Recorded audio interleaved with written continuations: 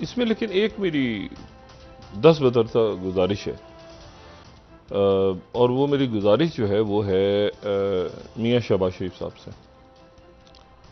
और मियाँ शहबाज शरीफ साहब हमारे इस वक्त पाकिस्तान के वज़ीर आज़म हैं। मियाँ शहबाज शरीफ साहब 16 तारीख से इस्लामाबाद में नहीं है, यानी इलेक्शन से एक रोज़ पहले वो इस्लामाबाद से गए थे और अब तक वो लाहौर में है। तो एक तासुर जो है वो एक अजब सा तासुर है। आज काबीना का इजलास भी उन्होंने लाहौर में बैठ के उन्होंने वीडियो लिंक पे किए। ये वीडियो आज के इजलास की जो तस्वीर है, अगर हम इसको बड़ा करके दिखा सकें, देखें बात यह है कि खैर है ना, मतलब अब उनके साहबजादे वहाँ पे इलेक्शन लड़ रहे हैं, वो जरदारी साहब मौजूद हैं, बाकी तो अब वज़ीर आज़म 16 तारीख से 21 तारीख काबीना का इजलास, डॉलर कहीं से कहीं रुपया गिर गया, अरबों रुपया, 300 अरब रुपया तो आज डूबा है सरमायाकारों का। और कराची के अंदर बारिशें, मुल्क में हालात, सिक्योरिटी की सिचुएशन, तो अब प्राइम मिनिस्टर इस बात को दिल पे लेके अगर लाहौर ही बैठ गए जाके, तो ये तो मेरी समझ से बाहर है बात।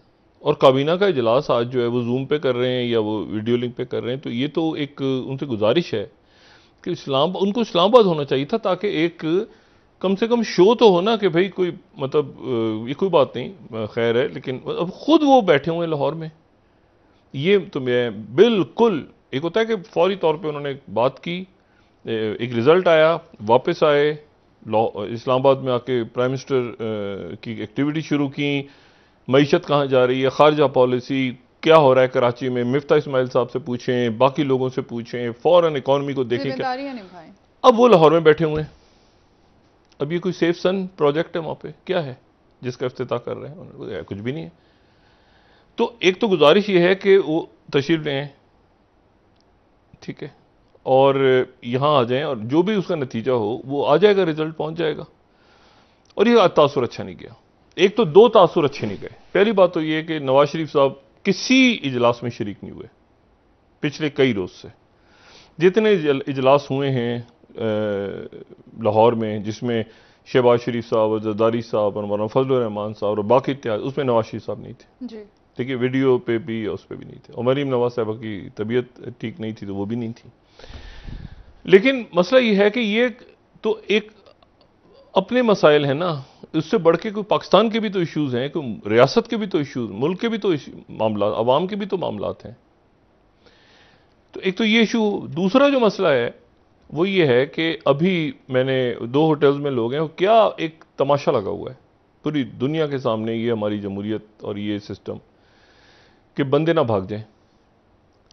जैसे वो ईद पे, बड़ी ईद के ऊपर ये होता है कि वो जानवर भाग जाता है ना रस्सी तोड़ा के, या उसको कोई उठा के ले जाता है। आजकल तो आपको पता है जानवरों की भी बाहर बांधे तो चोरी उठा के ले जाते हैं, कुर्बानी का जानवर। तो वो उनको बिल्कुल ऐसा खिलाया पिलाया, मतलब एक आदमी कह रहा है वो होटलों में बंद हैं, होटलों से निकल नहीं सकते, उनके सरों में चिप्स लगी हुई हैं, उनके हाथों में जो है पता नहीं क्या करके बांध दी है, उधर उन्होंने बांध दी, उन्होंने बांधा हुआ है लोगों पे, एक एक पे नजर रखी हुई है। कोई होटल से नहीं निकलेगा, कमरे से नहीं निकलेगा, जाने से पहले बताएगा, कमरों के बाहर लोग खड़े हैं। मतलब एक अजब तमाशा है, एक अजीब व गरीब तमाशा है। रफाकत गिलानी साहब जो हैं, मतलब उन्होंने कोई ज़्यादा ही छक्का मार दिया आज कि मुझे 1 अरब 10 करोड़ के, वो पीटीआई के हैं, उन्होंने 1 अरब 10 करोड़ की ऑफर तो मैंने ठुकरा दी। फिर मुझे कहा गया कि 5 लोग ले आओ तो 5 अरब से ऊपर ले लो, तो मैंने ठुकरा दी। हो सकता है ऑफर हुई हो, लेकिन मसला ये है कि जो एक तासुर जा रहा है वो क्या तासुर है, वो तो अजीब व गरीब तासुर है। और इनके पास जो है अभी जो होटल में जो मौजूद हैं लोग, जो पीटीआई के लोग हैं, जो पीटीआई को दरकार लोग हैं, जो परवेज लाई, वो 188 चेक इन हो चुके हैं, मौजूद हैं। इमरान खान साहब अभी रात को गए हैं और रात को वो वहां पे खिताब वगैरह करेंगे, जो भी करेंगे, लेकिन 188 लोग वहां मौजूद हैं जी। अब मैं इसको समझने से कासिर हूं कि 188 लोग सुबह जाएंगे तो मतलब उनको ले जाया जाएगा, मतलब ठीक है, और वो अंदर पार्लियामेंट में जाके क्या करेंगे, अंदर जमीर जाग जाएगा उनका। तो अच्छा बाहर लोग खड़े हैं कि किसी का जमीर जागे तो होता नहीं। कल का दिन किसी का जमीर जाके दिखाए, पब्लिक खड़ी है बाहर।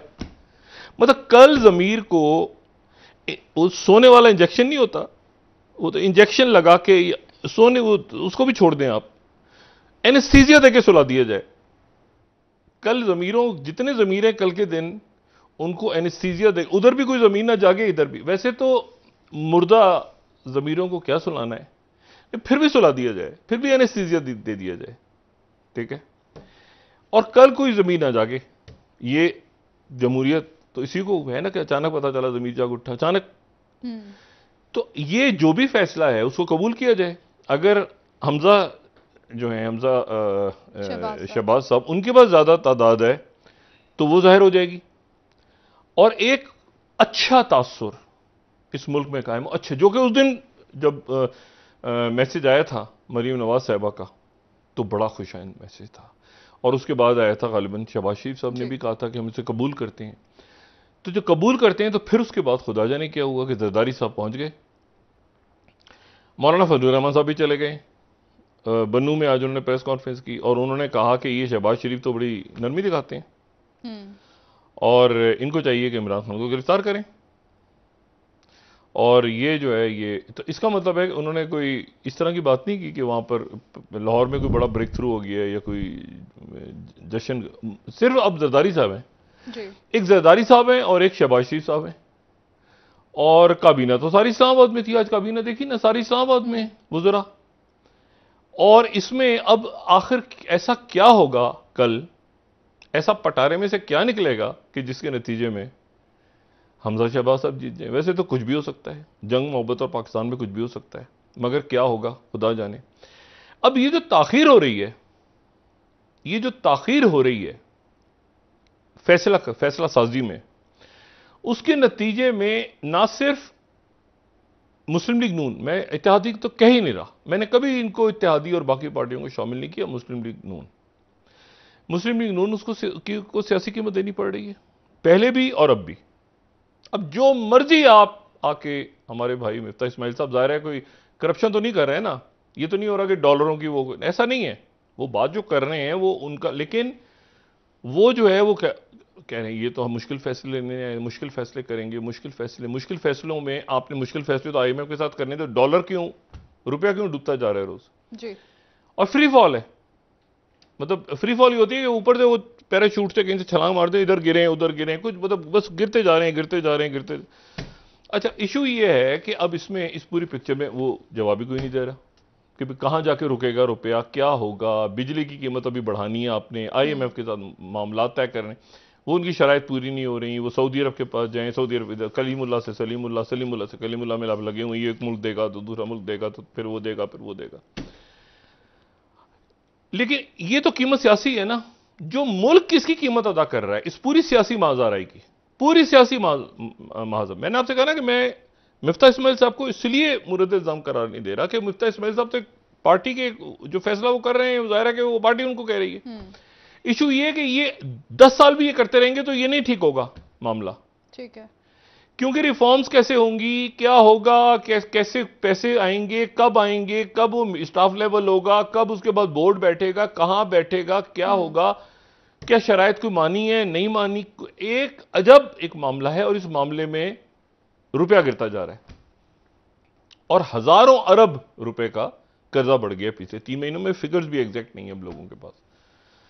और एक ऐसी जगह पर आप पहुंच गए जहां पर अब मेरा ख्याल है कि अब बात करना भी लोगों ने बंद कर दी है, क्योंकि अगर परवाही नहीं किसी को नहीं है तो किससे, मतलब भैंस के आगे बीन बजाएं कि भाई किससे बात करें, जाके क्या बात कर, पूछें किससे। जवाब का ये थोड़ी हल है। अब तो वो भी खत्म हो गया, बारूदी सुरंगे वरंगे वो खत्म हो, क्योंकि अब तो गिरता जा रहा है ना रुपया। इस सियासी अदम इस्तेकाम को खत्म करना हुकूमत की जिम्मेदारी है। लेकिन डॉक्टर साहब, हुकूमत तो कह रही है कि माशी तौर पर हम बेहतर हो रहे हैं और तमाम सूरत हाल जो है वो अंडर कंट्रोल है, आईएमएफ से मुज़ाकरात हो रहे हैं, लेकिन उसके बरक्स हकाइक बहुत बिल्कुल नहीं। हुकूमत तो नहीं कह रही, मुझे तो सारे वज़रा कहते हैं कि हमें पता है, हमें एहसास है, वो कह रहे हैं हमें एहसास है कि महंगाई बढ़ गई है, हमें एहसास है कि मुश्किलात हैं, हमें एहसास है कि मुसीबतें बढ़ रही हैं, हमें एहसास है कि लोग मर रहे हैं, हमें एहसास है, वही है। लेकिन परेशानी है, बहरहाल परेशानी तो है ना सबको। और इसके अंदर ही फैसला देखें, एक मिफ्ता इस्माइल साहब को आज कराची में होना चाहिए था, गवर्नर स्टेट बैंक तो नहीं है, चेयरमैन नैब आज आ गए आफ्ताब सुल्तान जी साहब। सर। लेकिन गवर्नर स्टेट बैंक तो मिफ्ता इस्माइल साहब को कराची आके बैठ जाना चाहिए कि ये देखें कि इस्लामाबाद में क्या हो रहा है, इस्लामाबाद में क्या कर रहे हैं वैसे बैठ के, ये कराची में होना चाहिए इनको। और ये स्टॉक वहां पे मार्केट में बैठ के देखें कि स्टॉक क्यों गिर रहा है, एक एतमाद लोगों में पैदा हो। और दूसरी बात ये